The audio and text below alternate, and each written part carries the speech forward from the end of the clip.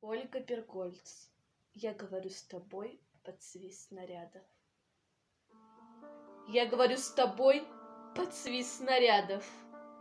Угрюмым заревом озарена.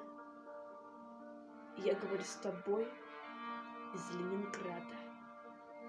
Страна моя, печальная страна.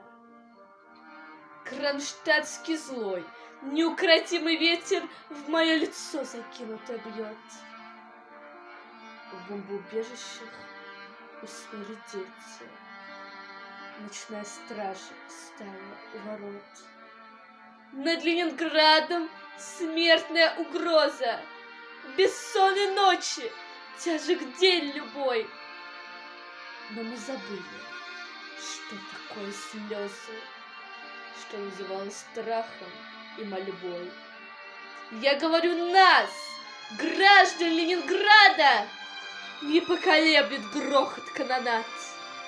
И если завтра будут баррикады, мы не покинем наших баррикад.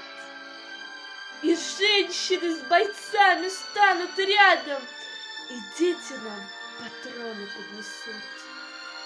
И над всеми нами зацветут старинные знамена Петрограда. Руками сжав обугленное сердце, такое обещание даю. Я, горожанка, мать красноармейца, погибшего под стрельню в бою, мы будем драться с беззаветной силой. Мы одолеем бешеных зверей. Мы победим.